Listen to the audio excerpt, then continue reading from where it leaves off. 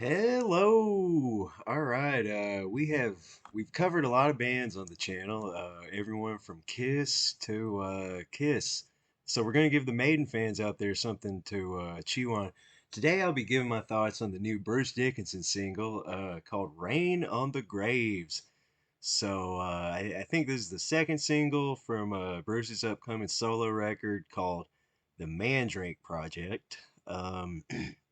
First single was called Afterglow of Ragnarok, and the song wasn't really as good as the title, but I'll share a few thoughts on that one as well. I was not super interested in these at first, especially seeing, like when I looked them up, man, I mean, I saw that Rain on the Graves was a 7 minute long video, Afterglow of Ragnarok was 8 minutes. I was like, damn, man, nobody in Maiden can do like a short song anymore. But the songs are actually shorter than the videos. It's because Bruce goes all out on like the theatrics. Honestly, you'd think you're watching like a Dimmu Borgir video or something based on like all the shit that's happening. But so I mean, it's pretty entertaining even if you hate the songs. Anyway, I gotta admit, I never really gave Senjutsu a chance, or Senjutsu, however you say that. I haven't listened to that one, but I so far, I do think all the comeback Maiden records since Brave New World are at least like somewhat listenable. And I actually think Matter of Life and Death and Brave New World are like actually certified like kick-ass records, man. Especially like for a band that old.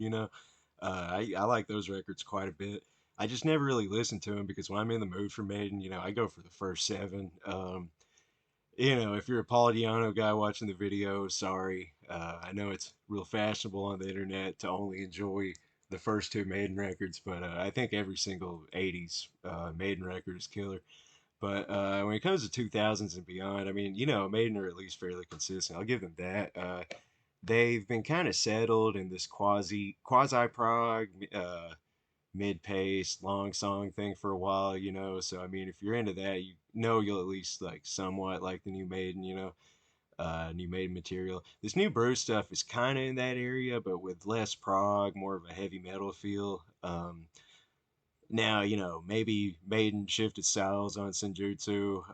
I'm just going on what I remember from when I heard Final Frontier when it came out, and I haven't listened to it since 2010, 2011. Heard Book of Souls when that came out. I thought that was pretty decent, but I haven't heard it since 2000, like whenever it came out, 2016, 2017. I don't know. I saw the tour and that was great. But so I mean, Rain on the Graves does have a bit more heavy metal feel to it, because obviously if you're into Maiden, Bruce Dickinson is not really the prog freak in Maiden. That's Steve Harris.